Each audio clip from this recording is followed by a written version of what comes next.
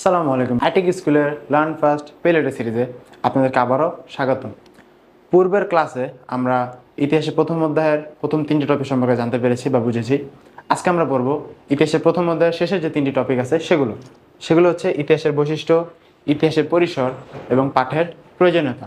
তো চলো দেরি না করে শুরু করা যাক।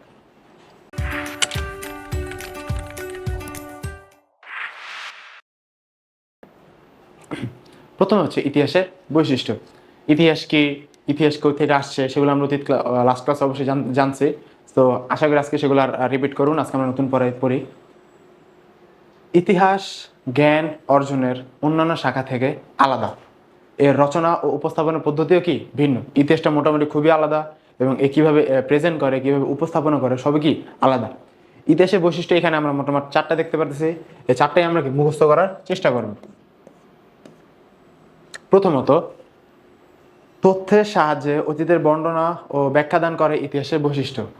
তথ্যের সাহায্যে অতীতের ঘটনার বর্ণনা, যখন কোনো একটা লজিক বা কোনো একটা থিওরি আমরা পাই বা কোনো একটা ইনফরমেশন আমরা পাই যে না অতীতে এটা ঘটছিল, বা যখন আমরা কোনো কিছু সম্পর্কে জানি যে এটা অতীতে ঘটছে কিন্তু বর্তমানে কেউ জানে না, যখন আমরা এই জিনিসটাকে তাকে জানাবো তখন সেটা কী হবে, ইতিহাসের একটা বৈশিষ্ট্য হিসেবে পরিলক্ষিত হবে। তারপর আছে দ্বিতীয়ত, এটা গেল প্রথমত, এটা হচ্ছে দ্বিতীয়ত। ইতিহাসের আলোচনার বিষয় হচ্ছে মানব সমাজ ও সভ্যতার অগ্রগতির ধারাবাহিক তথ্য নির্ভর বিবরণ। ইতিহাসের আলোচ্য বিষয়টি কি? এখানে আমরা একটা জ্ঞানমূলক একটা ছোট প্রশ্ন পাইতেছি যে ইতিহাসের আলোচ্য বিষয়টা কি। ইতিহাসের আলোচ্য বিষয়টা কি? আলোচ্য বিষয়টা কি? মানব সমাজ ও সভ্যতার অগ্রগতির ধারাবাহিক তথ্য নির্ভর বর্ণনা। এটা কি ইতিহাসের একটা আলোচ্য বিষয়? আমরা জ্ঞানমূলক হিসেবে পেতে পারি বা পড়তে পারি যে ইতিহাস যদি প্রশ্ন আসে যে ইতিহাসের আলোচ্য বিষয়টা কি, জাস্ট আমরা এক লাইনে এই যদি উত্তরটা লিখে আমরা 1 মার্ক পেয়ে যাব। তো ইতিহাসের বৈশিষ্ট্যের দ্বিতীয় ধাপ হচ্ছে ইতিহাসের আলোচ্য বিষয় হচ্ছে মানব সমাজ ও সভ্যতার অগ্রগতির ধারাবাহিক তথ্য নির্ভর বর্ণনা। মানব সমাজ সবসময় এক ছিল না। বর্তমান যতটা উন্নত 100 বছর বা 150 বছর আগে ততটা উন্নত ছিল না। এই যে ধীরে ধীরে উন্নতি, এই যে ধীরে ধীরে পরিবর্তন, সেই পরিবর্তনের ফলে কি আস্তে আস্তে এতটা উন্নতি হয়েছে এবং সেই যে ক্রমবিবর্তন বা ধারাবাহিক পরিবর্তন সেটাও কি ইতিহাসের আলোচ্য বিষয়। তৃতীয়ত আমরা যাই, ইতিহাস থেমে থাকে না। ইতিহাস কখনোই থেমে থাকে না। সময় এবং ঘড়ির কাঁটা যেমন থামে না, নদীর স্রোত যেমন কারোর জন্য থেমে থাকে না, তেমনি ইতিহাসও কি কারোর জন্য থেমে থাকে না। এটা গতিশীল এবং বহমান। ইতিহাস কি গতিশীল এবং বহমান, যে কারণে প্রাচীন যুগ, মধ্যযুগ, আধুনিক যুগ সন তারিখ ব্যবহার করে ভাগ করা কঠিন। আবার পরিবর্তনের ধারাও সব দেশে একসঙ্গে ঘটেনি। বাংলাদেশে 24-এ যখন গণ আন্দোলন হয়েছে সেটাকে এক প্রকার পরিবর্তন। তখন কি ইংল্যান্ডে বা জার্মানিতে কি কোনো আন্দোলন হয়েছে বা কোনো পরিবর্তন হয়েছে? হয়নি। তো আমরা কি বুঝতে পারি যে এক এক দেশের পরিবর্তন এক এক সময় ঘটবে, সব দেশে কি একসঙ্গে ঘটবে না। তো চতুর্থতে আমরা চলে যাই, এটা গেল আমাদের তৃতীয়ত। চতুর্থত হচ্ছে ঘটে যাওয়া ঘটনার সঠিক বিবরণ পরবর্তী প্রজন্মের কাছে তুলে ধরাও ইতিহাসের বৈশিষ্ট্য। তবে ঘটনার নিরপেক্ষ বর্ণনা না হলে সেটা সঠিক ইতিহাস হবে না। ঘটে যাওয়া ঘটনার সঠিক বর্ণনা, যখন কোনো একটা ঘটনা ঘটে যদি আমরা সেটাকে প্রপার পাই টু পাই যা যা বলা হয়েছে সেভাবে যদি আমরা ব্যাখ্যা করি তখন সেটাকে একটা সত্য তথ্য নির্ভর ইতিহাস বলে বিবেচিত হবে। কিন্তু যখন আমরা ঘটছে একটা, আমরা বাড়ায় ছাড়ায় আরো এক্সট্রা যখন অ্যাড করবো তখন সেটাকে সত্যি হবে না, সেটা কি ইতিহাস বলে বিবেচিত হবে না। তো ইতিহাসের বৈশিষ্ট্যগুলো কি কি আপনারা বুঝতে পারছেন।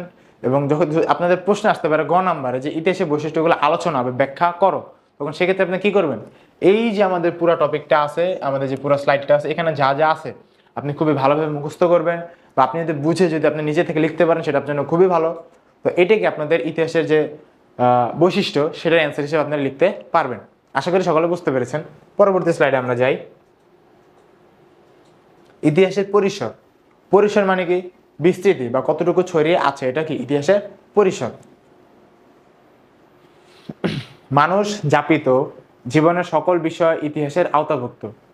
মানুষ যেভাবে জীবনযাপন করছে, মানুষের দৈনন্দিন জীবনের প্রত্যেকটা বিষয়কে ইতিহাসের আওতাভুক্ত বা অন্তর্গত। মানুষের চিন্তা ভাবনা, পরিকল্পনা, কার্যক্রম যত শাখা প্রশাখায় বিস্তৃত, ইতিহাসের সীমাও ততদূর পর্যন্ত বিস্তৃত। অর্থাৎ মানুষের দৌড় যতদূর পর্যন্ত, যে মানুষ এতটুকু পর্যন্ত যেতে পারবে বা মানুষের সাধ্যের ক্ষমতা, মানুষের সাধ্য এতটুকু পর্যন্ত, ইতিহাসটাও কি সেই পর্যন্ত যেতে পারে। যেমন প্রাগৈতিহাসিক যুগের প্রথম পর্বে মানুষের কর্মকাণ্ড খাদ্য সংগ্রহের মধ্যে সীমাবদ্ধ ছিল। যেমন পাথরের যুগ যে ছিল, তখন কি মানুষ এই গাড়ি বাড়ি কিংবা এই বিভিন্ন আপনার যে আসবাবপত্র বা আমাদের যে লাক্সারিয়াস যেসব আইফোন বা যত কিছু আছে সেগুলো কি ছিল তাদের? না, তাদের একটাই উদ্দেশ্য ছিল, সেগুলো কি খাদ্য সংরক্ষণ বা খাদ্য সংগ্রহ করা। তাদের ইতিহাসটা কি এতটুকুর মধ্যে সীমাবদ্ধ ছিল, কারণ তারা এর বাইরে কিছু জানতোই না, এর বাইরে কিছু তারা করতেও পারতো না। কিন্তু বর্তমানের ইতিহাসটা আসলে এতটুকু সীমাবদ্ধ যে না, আমরা শুধু খাবার সংগ্রহ করি, প্লাস খাবার সংগ্রহ করে সব শেষ। আমাদের জীবনকে কিভাবে উন্নত করা যায়, কিভাবে আমাদের খরচ কমানো যায়, বা কিভাবে আমরা আরো সমৃদ্ধ হতে পারি, আমরা সবকিছু নিয়ে গবেষণা করি, সবকিছু নিয়ে আলোচনা করি। তো আমাদের পরিধি বা আমরা যতটুকু পর্যন্ত যেতে পারবো, ইতিহাসটাও কি ঠিক ততদূর পর্যন্ত যেতে পারে। সময়ের বিবর্তনের সঙ্গে সঙ্গে ইতিহাস চর্চা ও গবেষণায় বৈজ্ঞানিক পদ্ধতি অনুষ্ঠিত হচ্ছে। এই একটা গুরুত্বপূর্ণ লাইন। সময়ের বিবর্তনের সঙ্গে সঙ্গে ইতিহাস চর্চায় বা ইতিহাস চর্চার ক্ষেত্রে গবেষণায় বৈজ্ঞানিক পদ্ধতি অনুষ্ঠিত হচ্ছে। এটা খুবই ইম্পর্টেন্ট, কারণ ইতিহাস তো আমরা বললাম যে কোনো একটা আউল ফাউল কথাবার্তা তো আসলে ইতিহাস বলে বিবেচিত হবে না। ইতিহাসটা হতে হলে একটা সত্য গবেষক বৈজ্ঞানিক ভিত্তিক একটা কথা হতে হবে। অনেকে ভূতের গল্প শোনায় বা অনেকে জিন ভূত বা অনেক কিছু শোনায়, আসলে এগুলো বিজ্ঞান ভিত্তিক, বা ভূত বলতে আসলে পৃথিবীতে কিছু নেই, জিন থাকতে পারে, কিন্তু ভূতের যে আমরা গল্পগুলো শুনি সেগুলোকে আসলে বিজ্ঞান ভিত্তিক। যদি এটা কোনো একটা ভূতের ইতিহাস হয় যে এই ভূতের বাড়ি ছিল, এই ভূতের এই নাম ছিল, ওই নাম ছিল, সেগুলোকে আসলে বিজ্ঞান ভিত্তিক হবে না, সেগুলো ইতিহাস বলে কি বিবেচিত হবে না। ফলে ইতিহাসের শাখা প্রশাখা বৃদ্ধি পেয়েছে, বিস্তৃত হয়েছে ইতিহাসের সীমানা। 19 শতকে শুধু রাজনীতি ইতিহাসের বিষয় হলেও, 19 শতকের শুধু ইতিহাসের বিষয়বস্তু কি ছিল? রাজনীতি। 19 শতকে ইতিহাসের বিষয়বস্তু বা বিষয় কি ছিল? শুধু রাজনীতি। কিন্তু বর্তমানে কি সেটা আর আছে? না। কার কারণে হয়েছে? মার্ক্সবাদ প্রচারের কারণে। কি বাদ? মার্ক্সবাদ প্রচারের পর অর্থনীতি, সমাজ, শিল্পকলা সহ জনজীবনের সামগ্রিক ইতিহাসও রচিত হতে থাকে। এখন আমরা জানবো মার্ক্সবাদটা আসলে কি। এই যে মার্ক্সবাদ, মার্ক্স থিওরি আসলে কি? প্রাচীনকালে বা ধরেন রেভলিউশনের আগে, যেমন 1920 বা 21 সালে, তারও আগে যখন শিল্প বিপ্লব হয়, তার আগে যখন যে একটা সমাজ ব্যবস্থা ছিল, সমাজ ব্যবস্থা ছিল দুই প্রকার বা দুই ধরনের। একটা হচ্ছে ধনী, একটা হচ্ছে গরিব। ধনীরা সবসময় ধনী থাকতো, গরিবরা সবসময় কি গরিব থাকতো। তাদের দিন আনে দিন খেতে হতো, তারা খুবই কষ্টের মাধ্যমে কি জীবনযাপন করতো। কিন্তু এই মার্ক্সবাদ প্রচারের পর থেকে আসলে ধনী গরিবের যে একটা পার্থক্যটা, সেটি আস্তে আস্তে কমতে শুরু করছে। এখনো অনেকটা আছে, কিন্তু তারপরে কি ওই টাইমে যতটা ছিল বর্তমানে এতটা নাই। ধনী গরিবের মাঝখানে একটা সম্পর্ক তৈরি, তাদের মাঝে একটা মিলবন্ধন তৈরি, সেটা কি মার্ক্সবাদ প্রচারের পরবর্তী থেকে শুরু হয়েছে। তো আশা করি এতটুকু বুঝতে পেরেছেন আপনারা। 14 শতকের ইতিহাসবিদ ইবনে খালদুন কে? 14 শতকের ইতিহাসবিদ ইবনে খালদুন মানুষের গোষ্ঠী জীবন, উৎপাদন প্রণালীকে ইতিহাসের পাঠ্য বিষয়ে পরিণত করেন। তাহলে এগুলোকে ইতিহাসের পাঠ্য বিষয়ে অন্তর্ভুক্ত করেন কে? ইবনে খালদুন। কে করেন? ইবনে খালদুন। তিনি কত শতকের ইতিহাসবিদ ছিলেন? 14 শতকের। কত শতকের? 14 শতকের।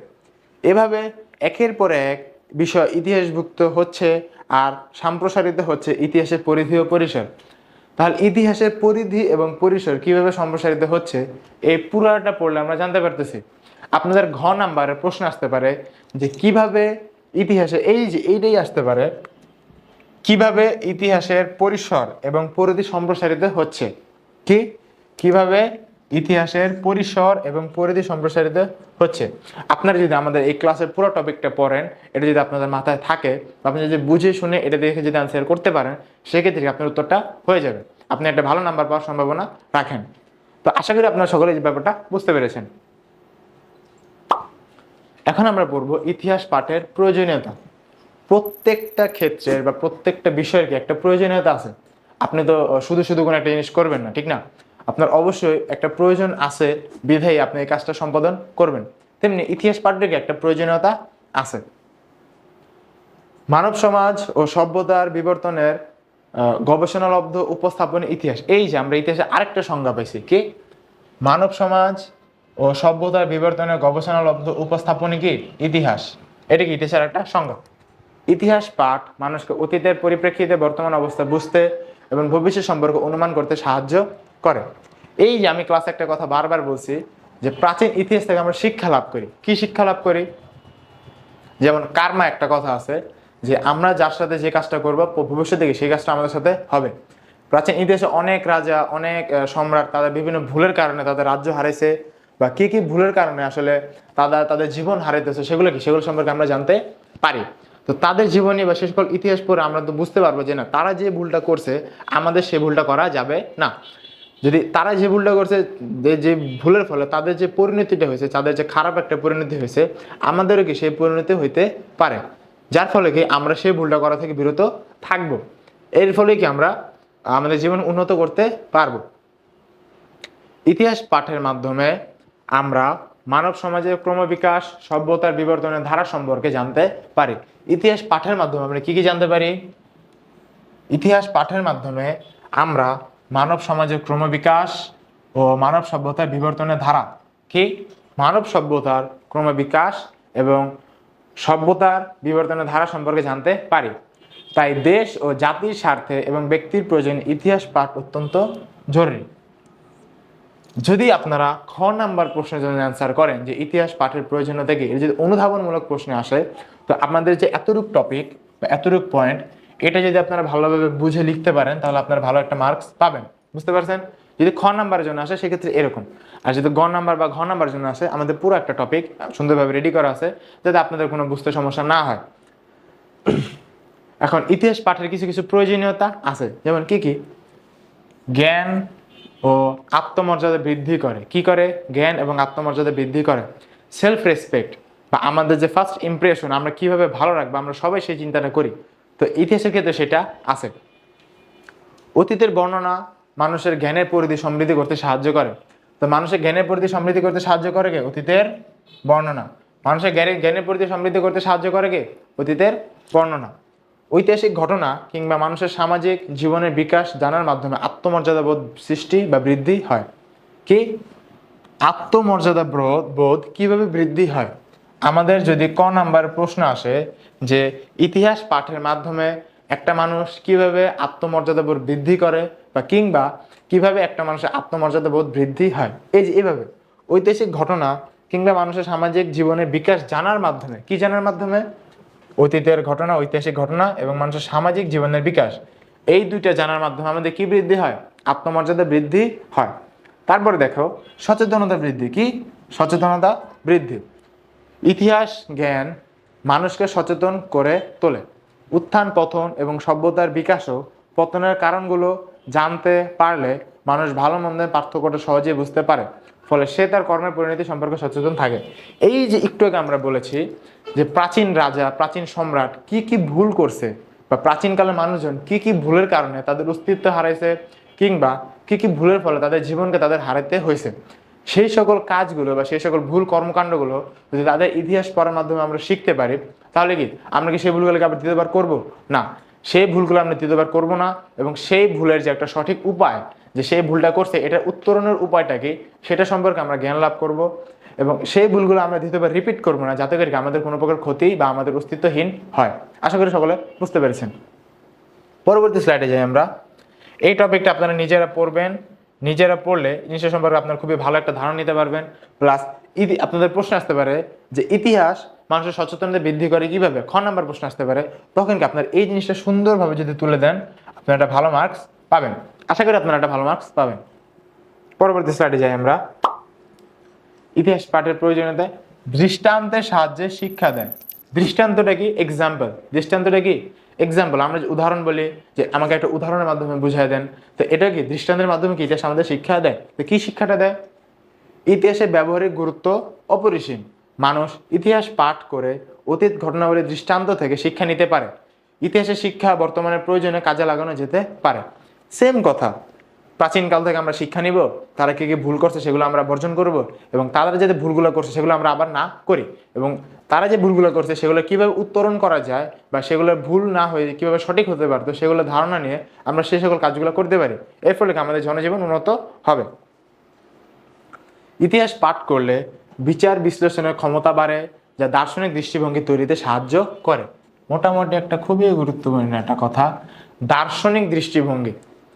একটা নর্মাল মানুষ যখন একটা কিছুকে বা কোনো একটা স্পেসিফিক বস্তুকে যদি একটা নর্মাল হিসেবে দেখে, কিন্তু একজন দার্শনিক কিন্তু সেটা দেখবে না। দার্শনিক সেটার গুণ, সেটার বৈশিষ্ট্য, সেটা কীভাবে ভবিষ্যতে কাজে লাগানো যায়, সেটার উপকারিতা বা উপযোগিতা কীভাবে বাড়ানো যায়, সে সবগুলোই বিবেচনা করবে। তেমনি ইতিহাস পাঠ কি আমাদের বিচার বিশ্লেষণের ক্ষমতা বাড়ায় এবং একটা মানুষের মনে দার্শনিক যে একটা মনোভাব, দার্শনিক যে একটা দৃষ্টিভঙ্গি, সেটা তৈরি থেকে খুবই সাহায্য করে। ফলে জ্ঞান চর্চার প্রতি আগ্রহ জন্ম। যখন আপনার ভিতরে একটা দার্শনিক মনোভাব সৃষ্টি হবে যে না, আমি জিনিসটা বুঝবো, আমি জিনিসটা করব, এটার পিছনে ব্যাকগ্রাউন্ড হিস্টোরিটা কি, বা এটা ভবিষ্যতে কীভাবে কি চলতে পারে বা কীভাবে কি হইতে পারে, সেটা জানার আগ্রহ যদি আপনার ভিতরে সৃষ্টি হয়, আপনি অবশ্যই সেই বিষয়ে বই পড়বেন এবং এই বই পড়ার ফলে কি আপনাদের জ্ঞান চর্চার প্রতি আগ্রহ জন্মাবে। বুঝতে পারছেন? তার মধ্যে একটা গুরুত্বপূর্ণ কথা হচ্ছে, আমরা সকলে মনে করি যে স্যার আমাদের পড়াবে, সেই পড়া অনুযায়ী আমরা পড়বো এবং সেই পড়া অনুযায়ী আমরা ভালো রেজাল্ট করব। কিন্তু স্যার পড়ানোর হচ্ছে আপনার গুরুত্বপূর্ণ একটা টপিক হচ্ছে আপনার নিজের অ্যানালাইসিস করা। কি? আপনি যখন নিজে একটা জিনিস অ্যানালাইসিস করতে পারবেন, আপনি যখন নিজে ওই জিনিসটা ঘাটাঘাটি করবেন, তখন কি আপনি জিনিসটা বুঝতে পারবেন। আপনার পর্যায়ে কি আমরা একসময় পার করে আসছি, কিন্তু আপনার যে আজকে আমরা পড়াইতে আসছি, আমরা তো অবশ্যই অ্যানালাইসিস করে আসছি যে আমরা যা শিখছি আমরা আপনাদেরকে তার চেয়ে বেটার দিব। বেটার দেওয়ার জন্য তো আমরা অ্যানালাইসিস করে আসছি। এখন আমরা এখানে বসে যে অ্যানালাইসিসটা করতেছি, আপনি আপনার জায়গায় বসে সেই অ্যানালাইসিসটা করেন। যেরকম এই অধ্যায় থেকে সৃজনশীল কী কী আসতে পারে, কী কী সৃজনশীল হতে পারে, কী কী প্রশ্ন খুবই ইম্পর্টেন্ট, সেগুলো আপনাদের গাইড আছে, আপনার গাইডটি একটু দেখেন। কোন সালে কোন বোর্ডে কয়টা প্রশ্ন বেশি আসছে, কয়টা প্রশ্ন কম আসছে, আপনার এগুলো অ্যানালাইসিস করেন। আপনার একটা বিষয় সম্পর্কে আধা ঘন্টা 1 ঘন্টা সময় দেন যে না, এই কাজগুলো করার মাধ্যমে এই জিনিসটা আমি বুঝতে পারবো। ওই বোঝাটা আমার বোঝানো থেকে বেশি কার্যকর হবে আপনার জন্য। আশা করি আমার কথাটা সকলে বুঝতে পেরেছেন। পরবর্তী স্লাইডে চলে যাই। তার আগে একটা ব্যাপার হচ্ছে, এই এতটা ক্লাস, এই 2টা ক্লাসের মাধ্যমে আমাদের এই দেশের প্রথম অধ্যায়টা শেষ হলো। আশা করি আপনারা সকলে বুঝতে পেরেছেন। যদি আপনাদের এই 2টা ভিডিওতে কোনো সমস্যা থাকে, কোনো ক্লাস আপনাদের বুঝতে যদি কষ্ট হয় যে না, যে আমি এই বিষয়টা বুঝি নাই, এই টপিকটা আমি বুঝি নাই, সেটা আপনারা অবশ্যই আমাদের কমেন্টে জানাবেন। আমরা এটাকে সলভ করার অবশ্যই চেষ্টা করব এবং আমাদের ভিডিওটা বেশি বেশি শেয়ার করবেন এবং আপনার যে আশেপাশে যারা বন্ধুগণ আছেন তাদেরকে দেখার একটা সুযোগ করে দেবেন। তো যেহেতু অধ্যায় শেষ, আমি আপনাদের জন্য 2টা কোশ্চেন বা 2টা কুইজ আপনাদের জন্য রাখতে চাই। আপনারা অবশ্যই ভিডিও দেখা শেষে আমাদের কমেন্ট উত্তরগুলো জানাবেন। প্রশ্নটা হচ্ছে, আমি ক্লাস এগুলো পড়িয়েছি। একটা হচ্ছে, কাকে আধুনিক ইতিহাসের জনক বলা হয়? এটা আপনারা পড়েছেন, তো আপনারা কমেন্টে লিখবেন যে কাকে আধুনিক ইতিহাসের জনক বলা হয়, এই একটা। এবং আরেকটা হচ্ছে যে হিউয়েন সাং কোন দেশের পরিব্রাজক ছিলেন? এটা অবশ্যই আপনাদের মাথায় এতক্ষণ এসে বসছে যে আসলে এটা সে কোন দেশের পরিব্রাজক ছিলেন। আপনারা অবশ্যই এটা কমেন্টে লিখে যাবেন। আশা করি তোমরা আমাদের প্রথম অধ্যায়টা বুঝতে পেরেছো এবং আমাদের ভিডিও দেখে যদি তোমরা কিছু শিখে থাকো, তাহলে কোর্স ফি দিয়ে আইটেক স্কুলে সাপোর্ট করবে এবং আরও ভালো কিছু করার সুযোগ নেবে। তোমরা যদি মনে হয় যে না, নির্ধারিত কোর্স ফি দিতে আমি অসমর্থ, আমার সামর্থ্য নেই, তোমরা আমাদের টিম মেম্বারদের সাথে কথা বলে তোমাদের কোর্স ফি নির্ধারণ করতে পারবে। কিন্তু তোমরা তখনই আমাদের প্রাইভেট কেয়ার ব্যাচে যুক্ত হতে পারবে যখন তোমরা আমাদের নির্দিষ্ট পরিমাণ কোর্স ফি প্রদান করবে এবং সেই প্রাইভেট কেয়ার ব্যাচে তোমরা CW, HW, এক্সাম এবং সলভ ক্লাস পাবে, লাইভ ক্লাস, অবশ্যই লাইভ ক্লাস। সেখানে গিয়ে আমরা তোমাদের প্রোগ্রেস যাতে নিশ্চিত করতে পারি, তোমরা যাতে আরও উন্নত করতে পারি, সেই ব্যাপারে আমরা কি সচেষ্ট থাকবো। তোমরা যদি আমাদের কোর্স ফি প্রদান করতে চাও, সেক্ষেত্রে আমাদের ওয়েবসাইট আছে, সেখানে আমাদের যে কিউআর স্ক্যানার আছে, সেখানে তুমি স্ক্যান করে কোর্স ফি দিতে পারো, কিংবা আমাদের আইটেক স্কুল মোবাইল অ্যাপ আছে, তোমরা সেগুলোকে ডাউনলোড করে নিতে পারো। তো আজকের ক্লাস এ পর্যন্তই। আমি তোমাদের সাথে ছিলাম মোহাম্মদ রফিকুল ইসলাম। আসসালামু আলাইকুম।